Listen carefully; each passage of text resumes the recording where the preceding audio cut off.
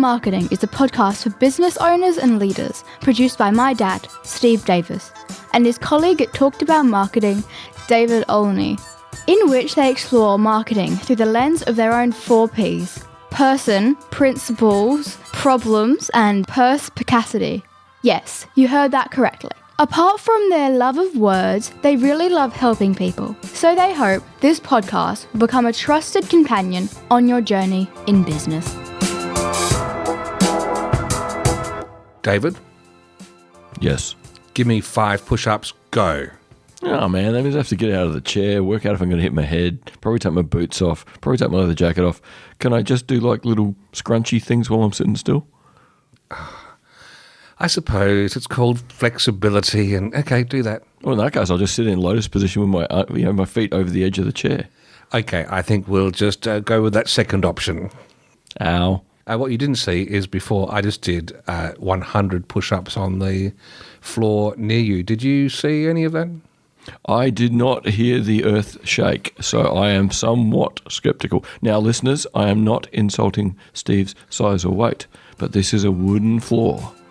If he was smashing out push-ups, there's going to be vibration.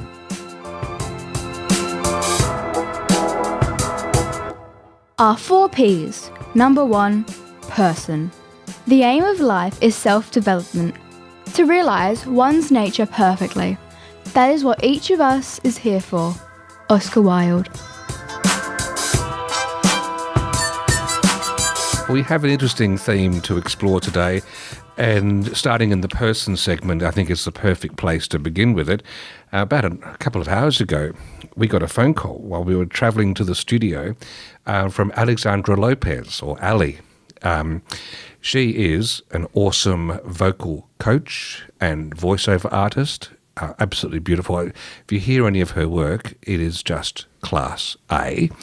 And anyway, she called out of the blue and said, look, I've been getting this idea in my head a number of times, and today I couldn't hold it anymore. I rang you up because I think, she said, I think your listeners would appreciate you telling a bit of the background story and the rationale as to why you are on a bit of a journey to improve your fitness at the moment. That's pretty much sums it up, David. Yeah, the only thing I would add is that in the car we were kind of referring to it as physical well-being or well-being kind of interchangeably, because if you start working on physical well-being, you tend to flow on into other areas of well-being. And I think for everyone who listens to this podcast who would own a business or they're leading a business in particular, there's a lot of stress that comes with that and a lot of demand on time, and it just seems the nature of the world now more so than ever before. I want to say demands, or at least makes us feel like we need to be applying ourselves 24/7 to stay up with things. There's just so much that we could be doing, so little time, is what it seems. I think, is that a fair reading? Well, what we were talking about in the car is that it seems like everyone is only a couple of steps away from the point of overwhelm, and that none of us went there deliberately or willingly. So what Ali was particularly keen to hear is she's been seeing on my social feed that I've been getting up early. My day has seemed to have shifted to a start between 5 and 6 somewhere, depending on the day of the week, and heading the sack a little bit earlier as well. And 2 mornings of the week is because I go to Fitness Habitat, which is a gym around the corner from me that I was introduced to by a mate of mine, Richard Pascoe, the Adelaide tech guy. And I do a punishing 40-minute circuit that's different every single time that Scott leads us through. But there's a small group of people who are doing this. The regulars, there tend to be about 8 to 12 of us, and not a single person there is a gym junkie that is obsessed with their physical manifestation as far as appearance is concerned. They're just good eggs who are coming together, showing a bit of discipline to apply themselves to a fitness regime. Why, though? This is where the person segment comes in, because we promised Ali, because it's what she asked for, to put facade aside and get into the depths of it. And I will say that for many years I saw an exercise physiologist. Hello to Max and Nathan at Inform Health. And I did that dutifully. And it was good. It kept me alive, kept me functioning. There was always a sense of it being an extrinsic motivation because I knew the guys, loved them, wanted to support their business, their clients. And I guess, David, I was attending out of a sense of duty more so than a burning internal ambition. Which really fits with your desire to do the right thing by other people and then think about yourself second. So ironically, it's probably very good that you knew an exercise physiologist like Max and you wanted to be helpful because it was good for you even more than it was good for his business. Otherwise, yeah, for all those years, would you have done it without that motivation? Probably not. No, that's if I had to say, you would do most things if it's going to help someone before you would help yourself. Interesting. And I'm not alone like that either. No. There are many other. So about 18 months ago, though, the work schedule was so mad that I had to forego. I gave up my slot that I had there. And so I was just doing some walking. And gradually, I've got a fantastic doctor, fantastic GP. And he just started saying, you know what, Steve? I think we need to take a bit of action here. Let's do some blood tests, which he did. And I won't say too much other than I could see a horror movie and not be quite as disturbed. The readings were off the charts in the wrong way. And so that was a bit of a wake-up call. Still, not enough to get 100% into action. I thought, okay, no, I will apply myself and see what I can do, start watching what I eat a bit more, etc., and keep that walking up. But even that didn't quite get bedded in, and it just needed a flourish of stress and the wonderful fruits of the South Australian wine industry every evening brought some placation and joy and comfort. And then it was almost a year ago, it was about November, early December 2023, I was having a lunch with Richard Pascoe, who had mentioned he's been going to the gym. He goes 5 mornings a week. Thank you very much. And he'd mentioned that a few months earlier, and I didn't want to hear anything about that. But on this particular day, I just had a second round of tests, and boy, we were talking things going south really badly. And I was very despondent. And I said to him, tell me about this gym. And he said, well, here's the deal. Come along on a Monday. It's Mates Free Monday. Let's give it a crack. You get there at 6. You warm up about 10 past. You do about half an hour. There's exercises, different cycles. And then you cool down at the end. And I think you'll enjoy it. And I did. And for a few months over that summer period, I was there. But of course, holidays, things get broken, etc. But for the last 3 to 4 months, I've not missed. I go Mondays and Fridays, and I've not missed a Monday or Friday. And I'm noticing that things are on the up and up. I'm on the cusp of going back for the next round of tests to see if the measurements have improved. But it wasn't a cancer scare. It wasn't anything big stick. It was putting 2 and 2 together and going, you know what, we can see what the future has in store. The future has diabetes in store. It has all sorts of things in store, none of which are attractive.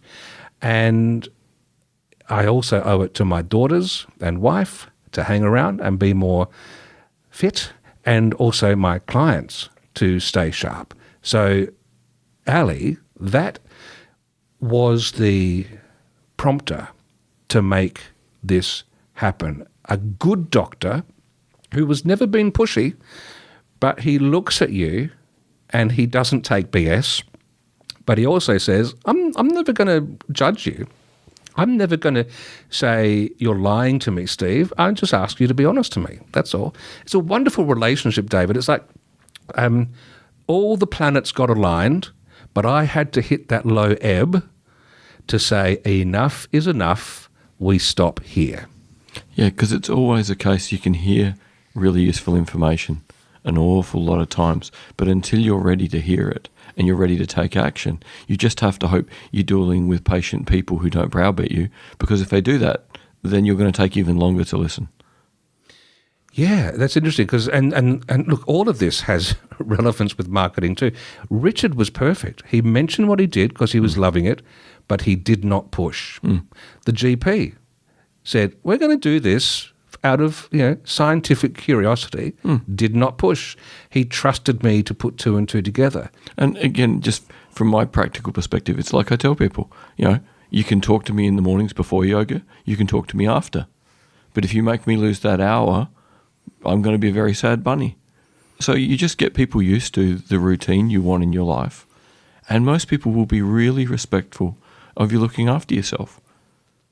And you just learnt the same thing because people didn't push you towards it. They just kept giving you bits of information that when you were ready, they were all there to put in the right order and take action with. And a good thing also along the way, and I think this has been key, is Scott, who is the fitness trainer, the guy who runs the gym. You can go your own pace. So he'll set the exercises and we all have to do them. But if we need to modify something in a slightly different way because we don't have that full flexibility, it's that understanding that something is better than nothing. And it's just encouraging. And I've noticed, in fact, this morning I was there, it's a Friday we're recording on, and one of the exercises in the round of 15 we were doing was a plank where you have this big rubber ball, you put your elbows down on it, and you lift yourself off the ball, and you should be as straight as a plank. You're in a 35-degree angle from your head area down to your toes, and you hold that for the 30 seconds or whatever it is each round. And I did it, and I thought, you know what? When I first started here, that was not possible.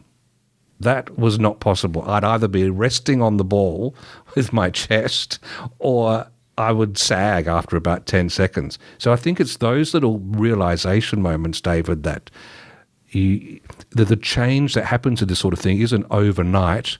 I remember James Clear in Atomic Habits talking about the fact that if you've taken years to decay, you can't turn around in a few minutes and expect everything to be put back together again. No, and I think the other side of this is too that part of the world we live in at the moment is we live so much in language and rush and thinking, and we start ignoring our body. And it's by having a physical routine like you've developed now. And the difference between, say, walking and going to the gym is walking, your brain can be busy on things related to the day. You're not really enough in your body. But when you're trying to balance on your elbows on a ball, or in my case, do a bizarre yoga posture, you have to pay attention to what your body is doing. And the more you're in your body, the more you're aware your body feels better doing this activity than it felt 3 months ago, than it felt 6 months ago. It's funny. I had that exact thought this morning because when I walk, I'm playing the mindfulness meditation with Sam Harris, and that is a discipline to try to not blank your mind, but notice the thoughts as they come and then watch them disappear, which is great. But this morning, the body was so focused on surviving this thing that it really was that blank screen, that sort of holy grail that you aim for of not being lost in a sweep of thoughts nonstop. No, you're just there with your body, and your body is sore but happy. And sore and happy is a great combo.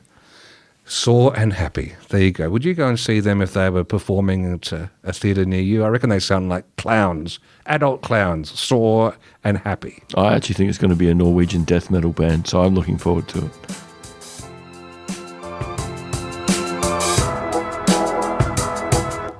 Our 4 Ps. Number 2, principles. You can never be overdressed or overeducated. Oscar Wilde.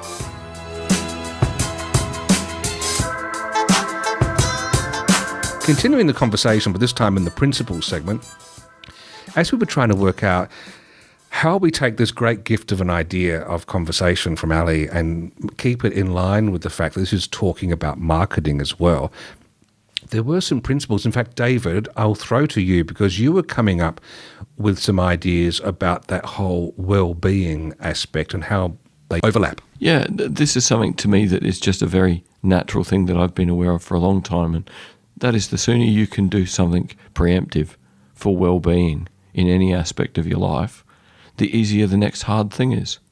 And the more you feel that whatever hard things come along, you will be able to roll through them. And, as we were sitting in the car talking to Ali, I made the point, this is so much what happens in marketing. We go to people with an idea that now wouldn't take that many resources and that much time that would get them ahead of the curve. And if people are too busy, they often don't take action then. They get a bit more worried, things get a little bit more difficult, they get a little bit deeper into the hole in the ground.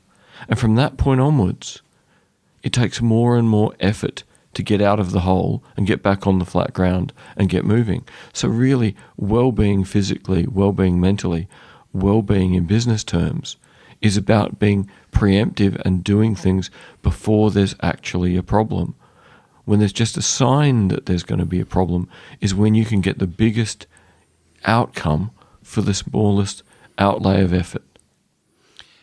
And I think that's a beautiful point, because I think my ebb and flow in getting engaged in persisting with the discipline of 2 days a week physical routine. Look, at some point, I haven't told Scott this, but I'm going to aim for the third day. I'm going to do the Wednesday as well, but I'm in no rush.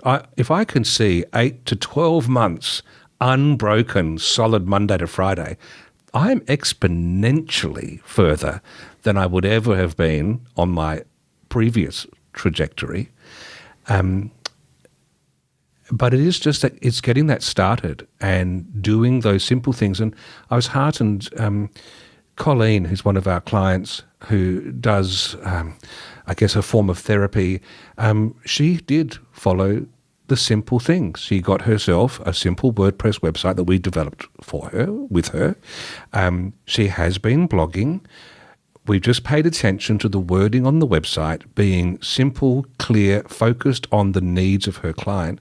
And she said to me yesterday, I'm getting heaps of clients. They're finding me. They're coming the way through. And she's actually been sick for a long time, but the momentum was able just to keep building up because she did the foundations right. And I think whether it's marketing or whether it's your health, it is finding that intrinsic motivation to keep doing the little things that we know are right, even though they don't have massive or even any immediate sense of payoff, but having the faith that doing them one by one will gradually increment over time. And that's normally what I've seen happen, and that is that if people do one thing that's good for them or their business, they then do the next thing. Because once you start getting positive endorphins from one thing or the other, you want more. You want more of that sensation of sore but happy. Whether it's in a longer day at work or going early to gym or getting up and doing your meditation or getting up and doing your yoga practice, or at the end of the day going for a walk rather than crashing on the couch. And if you're going to crash on the couch, crashing on the couch with a glass of mineral water rather than a big glass of red. All these little things cumulatively add up to the idea that it will be easy tomorrow. Not easy, but it will be doable tomorrow to do as many positive things again. And actually, I've got to chip in there too, because I did promise Ali that we wouldn't be happy-clappy about this and make it sound all tinsel in fairyland, because there are days on end where the big glass of red is sought out. But there's something from the principal's perspective that I thank Max and Nathan from Inform Health drilling into me many, many years ago. They said, look, if you fall off the track, all right, if you have some bad weeks and the intake's suboptimal and the output is suboptimal, here's the thing. Dust it off. Start again. Do not let yourself say, well, there you go, it's all doomed, it's never going to happen, throw in the towel. There is just something in the people around you, and we have to practice this too if we need to chastise someone for not doing their marketing fundamentals, of not being nasty about it. Say, okay, haven't done it, let's just try starting now. I think there's something really important as a fundamental principle there, David. If we want people for their own good to be pursuing something, that horrible big stick is counterproductive. Yeah, no shame, no blame. Yes. Let's just get it done. And then go and see Sore and Happy.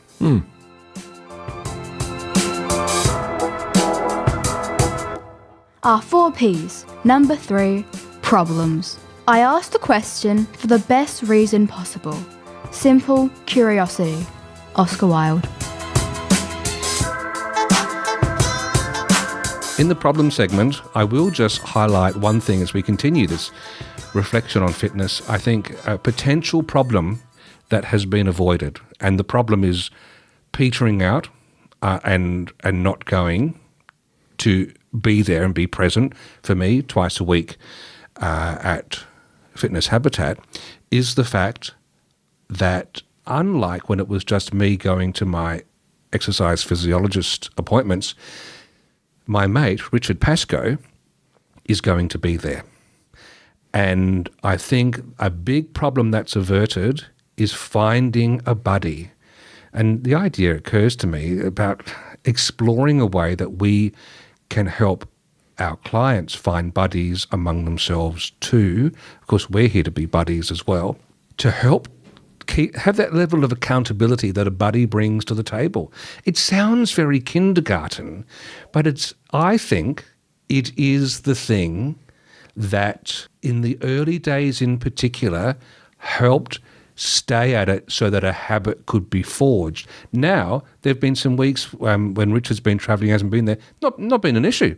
I'm going off my own volition now, whereas there are a few days early on where it's 10 o'clock the night before and you go, oh, do I want to set the alarm for 5:09? Do I really want to do that? And then there's Richard's face in my head and I go, oh no, I can't live down the barrage of SMSs that I'll get from him full of cheekiness, let's say, the morning after I miss something, because he's going to give me the rough pineapple over it. And so that was absolutely critical. It also broke the ice. I wasn't going in as a stranger into a room where they're going to see this guy lumbering his way around over things.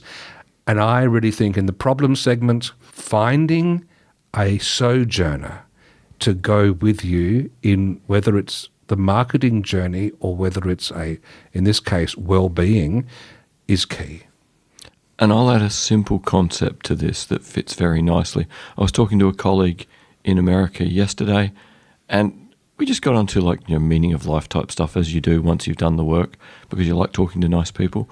And we were trying to work out what's a single sentence that could be used to help people to behave in a way where life would just go better, society would go better, the world would go better.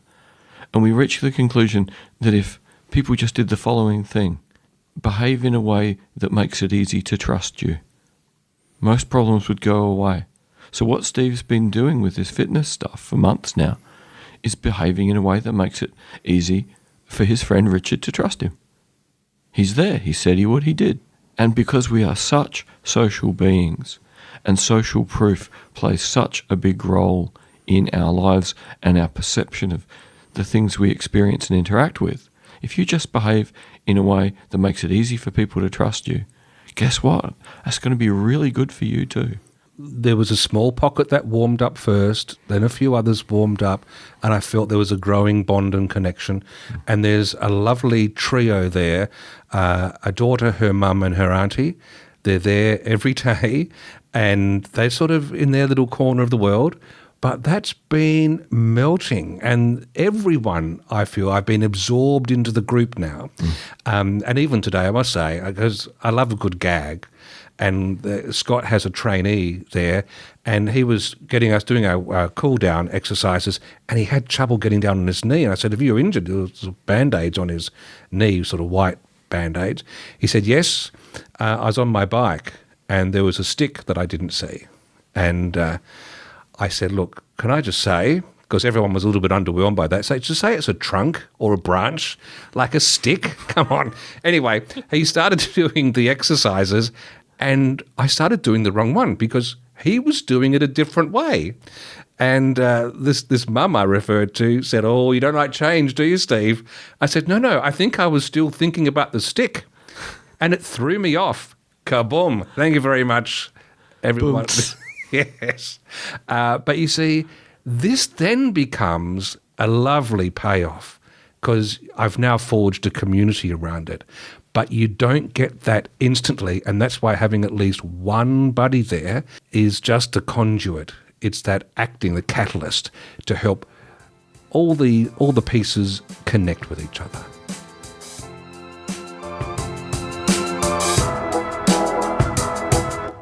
Our 4 Ps. Number 4. Perspicacity. The one duty we owe to history is to rewrite it. Oscar Wilde.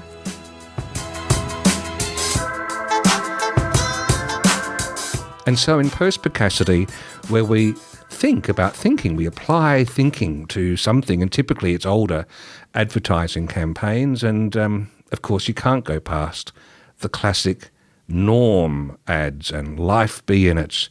And they used to have a jingle, you got to find 30, you got to find 30 minutes a day, do-dum, do-dum. Do you remember that one, David? I remember some part of it, but I always just remember thinking, and this was the point of being me, a kid that thinks too much, hey, we're being told life be in it, and we're sitting inside in front of the TV.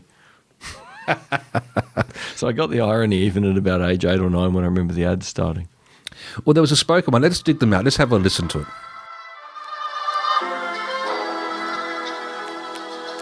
Hi there, I'm Norm, and being your normal Australian, I'm a sportsman. Any sort of sport, I'll be in it. Footy, beauty jazzer, cricket, tennis, golf, the trots, I'll be in them all, 'cause I'm an all-round sportsman. There's not many of us left, though. Rang the mates this arvo. Warmed the set and cooled the tinnies, I said. No takers. Tomo said he was taking his dog for a walk. Fred said he was going to mow the lawn. George said he's going for a walk down the park. Davo said he was taking the family out flying kites. Beauty, Nuke. I don't know. Us all-round sportsmen are a dying race. You see, what I remember a lot was when they go through the different things you can do, and the voiceover says, and Davo's taking the family out flying kites. Because it's interesting, I now know, having spent some time with exercise physiologists, that incidental activity is really important. You don't have to hop on a treadmill or do a push-up. You can actually achieve the same sort of dynamic movement in different ways by lifting grocery bags, by just applying yourself in the normal activities of life. And of course, Steve Davis, Davo, that I got that nickname in primary school, thanks to Life Be In It. But here's the thing. We've got Norm and Norma there. He's on the couch. He gets dragged into things. And Life Be In It had they started the come and try, where you can come and try kite flying or jogging or whatever. And then come and try is still something that I see happen a lot these days. Does this mean, David, that we've discovered an ad for this segment on perspicacity that actually might pass muster and still maintain relevance some 40 plus years later? I actually think it would, and I think the fact that the female character, Norma, is the role model, the one that gets Norm moving. So it's really an interesting ad from a time where very often, women would have been ignored in an ad. And, I can imagine the ad people would have thought about having a bunch of blokes giving their friend who doesn't play footy a hard time. Whereas instead it was actually this message of just, well, I like doing this stuff, come have a go. It was a very positive message. It's an easy phrase to remember. I only occasionally, sort of do the line of Life Be In It and then the thing from Train Spotting, choose life and combine them. There's plenty of alternatives to move this forward. Well, there are. And probably the one thing that I think if the campaign got reborn today would be a companion app, because we have... With animation. With animation, but also with AI. Because can you imagine the Life Be In It app where you've got Norm there sitting on your phone, or Norma, and you dial it up because you go, oh, yes, maybe it pings you to say, hey, have you got time to do some exercise or dump something physical this afternoon or this morning, because it would know what time of day. And you open it up and it knows the weather where you are. It knows whether it's a Saturday, Sunday or a weekday, and it possibly could look at your calendar and know whether you're free or not. It would know a bit about you from when you set it up, and then it might be able to say, right, it's drizzling this afternoon, you're not going to like going out for a walk. Here are 3 exercises you can do on a chair in the dining room, and you can tick off some really big ticks. How good would that be, that it could just blend, or it might, even with geo-positioning, know that you're in the country or in a national park, and it might ping you and say, hey, you've just arrived at Clearland Wildlife Reserve, have some fun, but here's something you can do, climb a tree, whatever it might be. Maybe not climb a tree, but how good would that be that if you had Norma's voice armed with AI language to make it you and flexible, and armed with every bit of data the phone has about you is a lot more than we care to think about. It could be fantastic because those suggestions would erode barriers to getting out and moving. And my guess is people would get a lot less angry at an animated Norma on their phone or their watch telling them to move than just getting the message, you haven't moved for an hour. That's actually a good point, because some of the language models, we're doing some work with Expert Ease AI at the moment, an Adelaide-based company that's using an Australian large language model. If you go to the Talked About Marketing website, you can have a chat to our assistant, Oscar Wilde. He weaves his information on the spur of the moment in some beautiful language, and it's quite entertaining. And on the Adelaide Show podcast, where the same chatbot is there but dressed up differently with different background as Nigel, he comes up with South Australian trivia quizzes for you on the spot, multiple choice. So that would mean that Norm would easily be able to be a bit cheeky and just roll with the punches, have a bit of fun. That's a good idea, David. And if you do it really well, you can probably have beer and a Mars bar. Because I'm assuming in the 70s, early 80s, that would have been Norm's diet. Well, I think you're right, in a Chico roll. So look, there we are. Something a little bit different thanks to Ali Lopez asking us that question. Any final thoughts on this? Because I'm also in the back of my mind, have I bared the soul enough to be warts and all? What have I glossed over? What I haven't shared is that it was a really horrible depth of despair that day when I said, I'm just going to do this. I was actually feeling very low, too low for zero. It was horrible. It was a really horrible day. And it was the best thing that ever happened to have been experiencing that with a mate who was doing well. Another thing that James Clear talks about in Atomic Habits is surround yourself with people who are heading in the direction that you would like to head. And so that certainly paid a dividend there. It was really hard breaking that. I used to do breakfast radio a long time ago at 5MU, by the way. Congratulations, 5MU. They're turning 90 years old this month of recording. But that's become easier. It's not even a thing anymore. And I never thought I'd be saying it just doesn't bother me. If I set the alarm for 5:09, not a single problem in the world, even if it's been a heavy night the night before. It's just baked into the DNA. There certainly has been sometimes a battle of self-image and self-motivation. Not so much these days. See, now it's such a part of everything. It becomes normal. Again, it becomes a habit. And that's the key thing.